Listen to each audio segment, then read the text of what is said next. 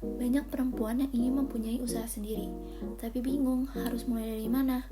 Dan mungkin kamu adalah salah satunya. Sini.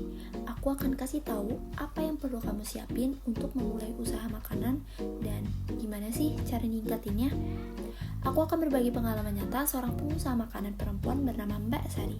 Simak baik-baik ya.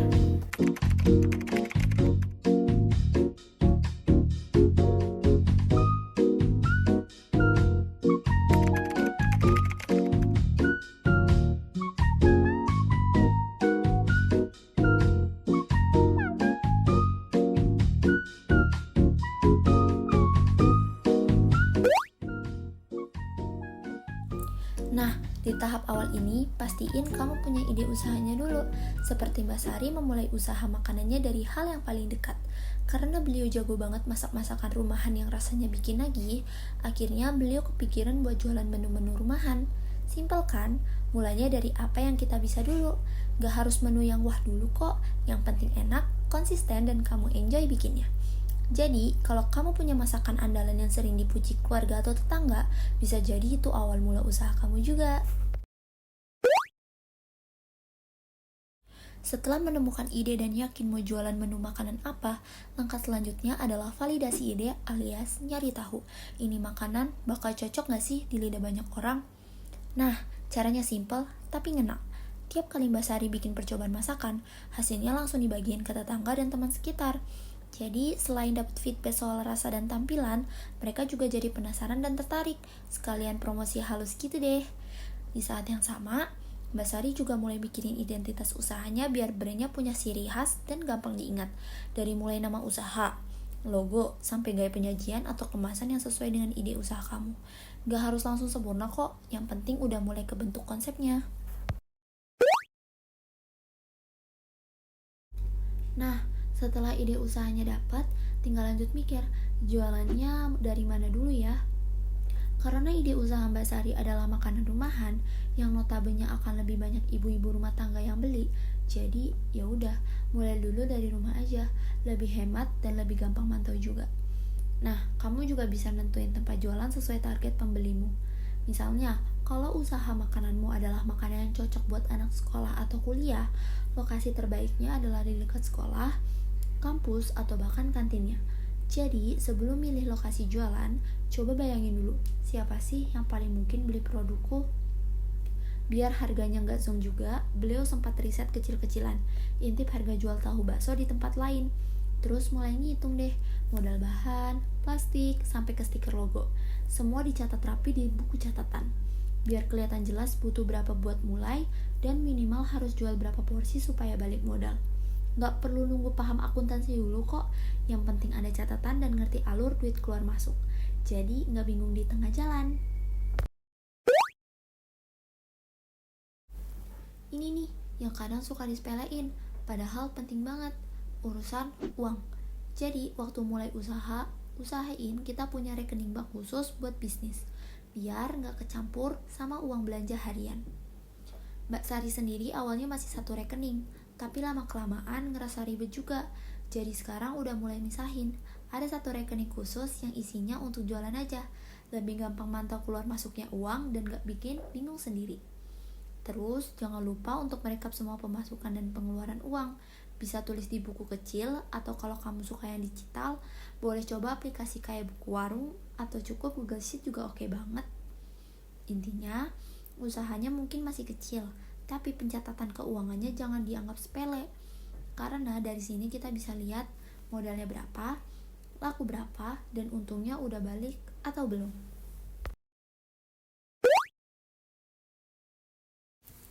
Nah, udah mulai kelihatan nih bentuk usahanya.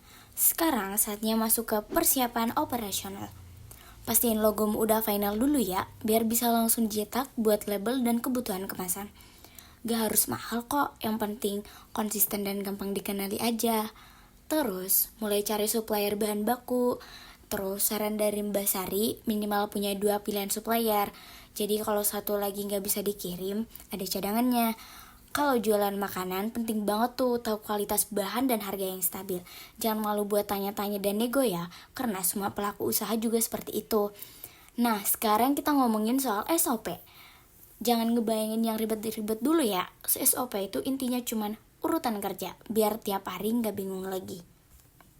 Misalnya nih, langkah-langkah produksi dari awal sampai mateng, cara packaging biar rapih dan higienis, gimana handle pesanan dan chat dari pembeli. Pokoknya bikin semua lebih terstruktur, apalagi kalau udah punya bantuan orang lain. Terakhir, buat ngatur stok bahan dan produksi harian, Mbak Sari mulai pakai catatan stok.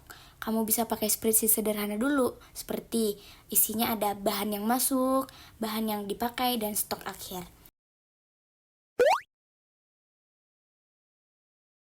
Zaman sekarang jualan enak aja nggak cukup. Orang juga harus tahu kamu jualan apa, di mana, dan kenapa mereka harus nyobain.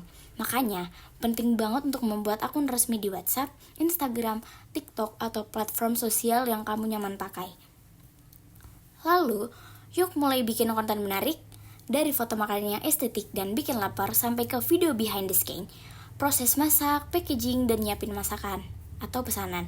Dan kalau udah ada pelanggan, masukin juga testimoni mereka biar makin terpercaya. Ini juga bisa disesuaikan dengan keinginan dan target pasar kamu.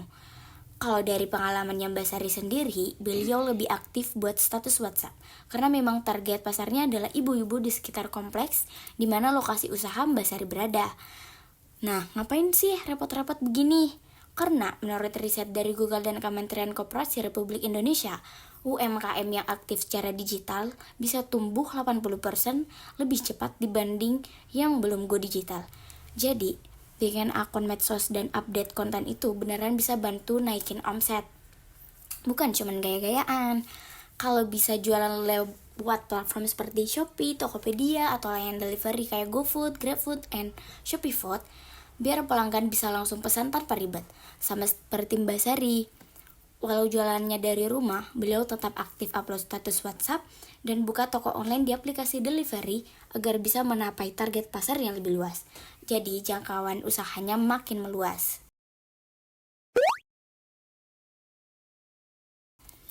Produk udah jadi, akun media sosial udah jalan, sekarang saatnya yang paling ditunggu yaitu peluncuran produk kamu. Tapi jangan langsung mikir-mikir yang heboh dulu ya. Seperti yang dilakuin Mbak Sari, peluncuran awalnya cukup sederhana aja. Dia mulai dengan soft launch, alias ngenalin produk ke orang-orang terdekat dulu, seperti teman, tetangga, dan keluarga. Semua jadi tester pertama. Selain bantu support, mereka juga pasti bakal ngasih feedback yang jujur buat produk kamu. Siapin sampel produk, kirim ke orang-orang yang kamu percaya, minta feedback seperti rasa, kemasan, harga, pelayanan, dan posting testimoni mereka di media sosial kamu. Nah, Mbak Sari nggak langsung pasang iklan atau bikin konten rumit. Beliau mulai dari yang paling sederhana dan dekat banget sama keseharian kita, yaitu status WhatsApp. Upload foto produk ke status WhatsApp, tulis caption yang ramah dan personal, misalnya, baru launching, cobain yuk. Balas chat dengan cepat dan sopan, minta testimoni dan posting lagi ke status. Jadi, gak perlu nunggu semuanya sempurna. Mulai aja dari circle-circle kamu, terus perbaiki dari feedback yang masuk. Dari soft launch kecil bisa jadi lebih usaha besar. Setiap perempuan mempunyai potensi besar untuk mandiri dan berdampak. Lewat usaha kecil dari dapur, dari ide sederhana, dan keberanian untuk memulai, perempuan bisa ikut gerakan roda ekonomi, membantu keluarga, bahkan membuka lapangan pekerjaan. Dengan berbagi kisah nyata seperti ini, kami ingin menyampaikan pesan penting bahwa kamu juga bisa. Karena saat perempuan diberdayakan, bukan hanya hidupnya yang berubah, tapi juga keluarganya, lingkungan sekitarnya, atau bahkan kemajuan bangsa. Mari kita dukung lebih banyak perempuan untuk berani melangkah, berani berusaha, dan berani bersuara untuk kesetaraan gender, untuk pekerjaan layak, untuk masa depan yang lebih inklusif dan berdaya.